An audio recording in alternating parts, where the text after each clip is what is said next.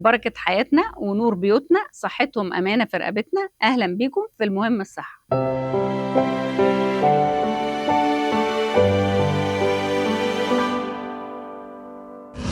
ايه العلامات اللي تقول ان الضغط عالي عند الكبار؟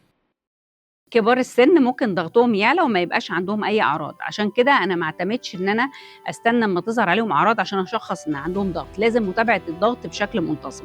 بس عامه الاعراض اللي ممكن تظهر عليهم ممكن يبقى ايه؟ ممكن يبقى مثلا شويه صداع، وده بيبقى اكتر في مؤخره الراس من ورا، بيبقى الصبح اول ما بيقوموا. وممكن يبقى فيه شويه زغلله، دوخه. ممكن يبقى فيه وش في الودن.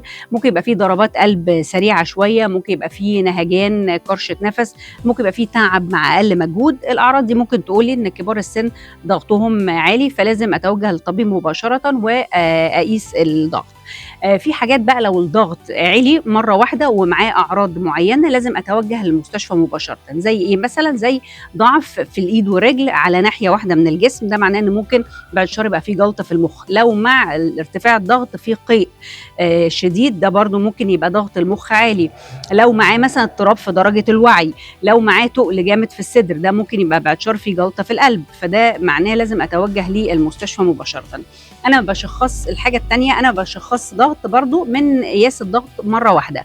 لازم على الاقل اقيس الضغط للمسن مرتين في موضوعين مختلفين عشان اشخص ان المسن ده عنده ضغط. عامه لو الكبار السن بدا ضغطهم يعلى، في حاجات معينه لازم ناخد بالنا منها. لازم ناخد بالنا من الادويه اللي هو بياخدها. لو بياخد مسكنات كتير، لو بياخد مثلا كورتيزون، لو بياخد ادويه مضاده للحساسيه مثلا وادويه برد، الحاجات دي كلها ممكن بترفع الضغط. لازم يبقى وزنه مثالي، لازم يبقى بيعمل رياضه بشكل منتظم.